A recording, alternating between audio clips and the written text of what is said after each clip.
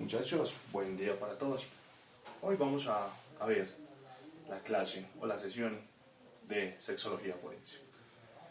Para empezar a hablar de la sexología forense, recuerden que tenemos que, para poder comprender qué significa, separar los conceptos. Separando sexología tiene que ver con todo el comportamiento sexual y la anatomía sexual en el hombre, ¿cierto? Y hablamos de que lo forense pues habla de la administración de justicia.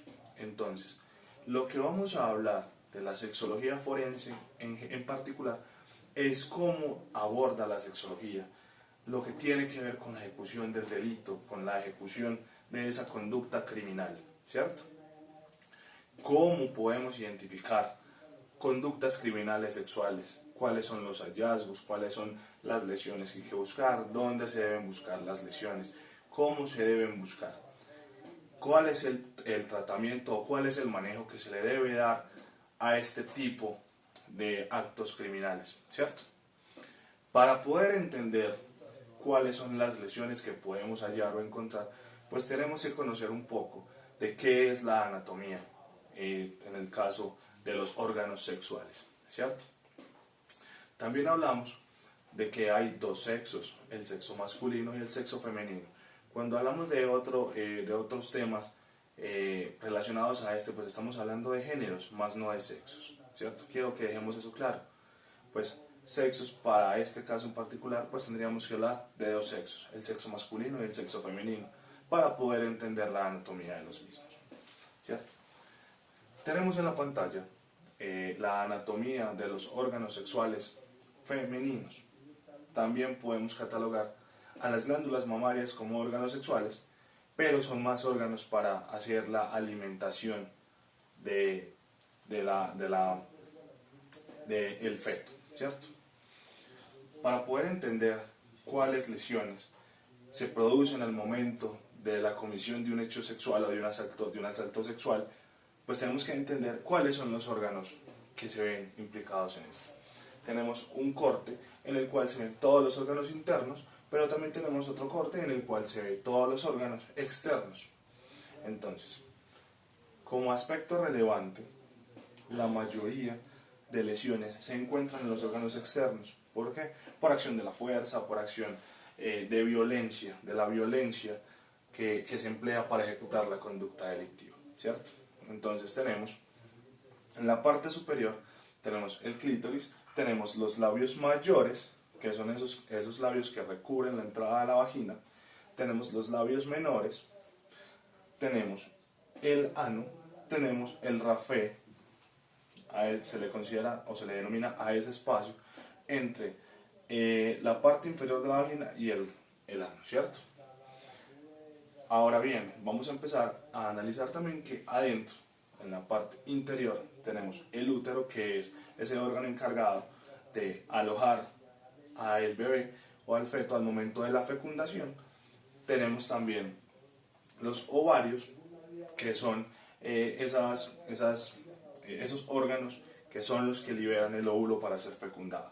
También tenemos la vejiga urinaria y tenemos también el cuello uterino. Hay que tener claro, muchachos, que la vagina va justo hasta debajo del cuello del útero. Por lo tanto, la vagina es una cavidad que se conecta directamente al útero, ¿cierto? Más adelante vamos a hablar de qué lesiones podemos encontrar.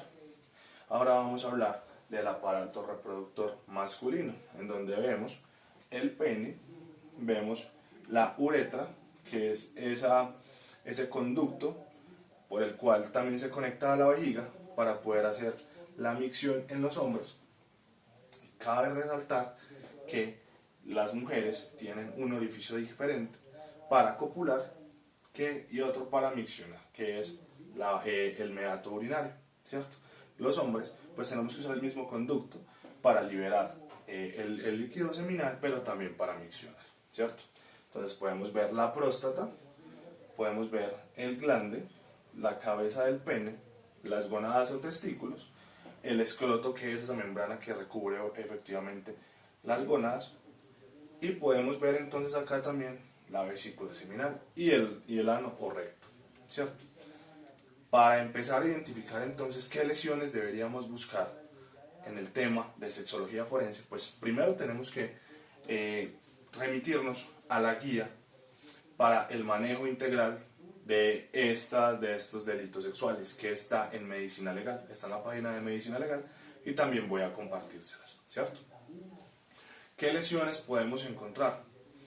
También debo agregar, antes de empezar a hablar de las lesiones, que en la vagina normalmente se encuentra una membrana que se llama himen. Ese himen es un recubrimiento al introito vaginal y muchas veces suele estar compuesto por membranas que son elásticas, ¿cierto? ¿Qué quiere decir eso, muchachos? Que son himenes íntegros que llegan a ser elásticos. ¿Qué quiere decir esto? Que llegan incluso a mantenerse así pasen una o varias relaciones sexuales, ¿cierto? ¿Cuáles son las características que podemos ver en el himen? Podemos ver un himen íntegro elástico, que es el que les acabo de nombrar, un himen íntegro no elástico que podría romperse con la primera relación sexual, y también un himen ya perforado, que podemos decir que ya ha pasado varias relaciones sexuales, incluso puede estar cicatrizado, ¿cierto?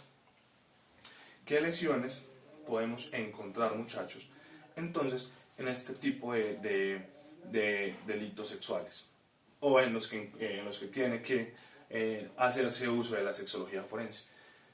Pues, muchachos, podemos encontrar hematomas, podemos encontrar equimosis, sugilaciones, o lo que vulgarmente llamamos los chupados. Podemos encontrar marcas por digitopresión, marcas por fuerza, podemos encontrar arañatazos, podemos encontrar mordidas, podemos encontrar cualquier tipo de lesión que nos diga que efectivamente se ejerció la fuerza para poder someter a dicha persona, para poder cometer el ilícito, ¿cierto?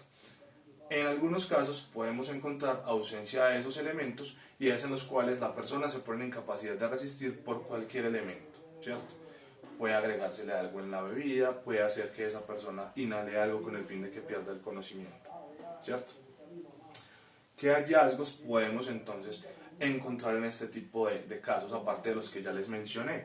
Podemos encontrar incluso material seminal del agresor, tanto en las caras interiores de los muslos como en la región vaginal o en la región externa de la zona genital, en caso de las mujeres, ¿cierto? Podemos encontrar lesiones en el ano, si el asalto fue por esa cavidad, ¿cierto? Podemos encontrar lo que ya les había dicho, equimosis, moretones y demás en las caras internas, también en los senos, incluso en el cuello y los labios de la persona agredida. Esto en el caso de las mujeres, ¿cierto? También podemos encontrar que si se ejerce violencia, pues vamos a encontrar lesiones en la región interna de la vagina. Podemos encontrar equimosis, podemos encontrar sangrados y podemos encontrar fluidos dentro de la vagina, ¿cierto? Todo esto hay que relacionarlo con el relato de la víctima, ¿cierto? También quiero dejar claro que esto que les estoy hablando, pues posiblemente se puede dar en accesos, pero recuerden que los actos también son penados en Colombia. Entonces un acto no necesariamente tiene que ejercerse pues una penetración, o tiene que ejercerse violencia. Un toque ya es un acto sexual, un rozamiento indebido también es un acto sexual, y muchas veces esos tocamientos o roces no dejan elemento material probatorio que podamos recolectar en la víctima, sino que debemos apelar a su testimonio. También tenemos que tener en cuenta que las guías nos dicen que la ausencia de estos elementos pues no quiere decir que el hecho no haya pasado. El hecho sí pudo haber pasado, pero no dejó esos elementos. También tenemos que tener claro cuánto tiempo debe pasar para realizar un examen como estos en medicina legal, ¿cierto?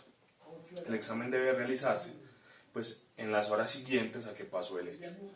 ¿Qué pasa cuando la víctima no denuncia por miedo, porque no le fue posible, y hay elementos que no fueron recolectados? Pues entonces tenemos que apelar al testimonio de la víctima, ¿cierto?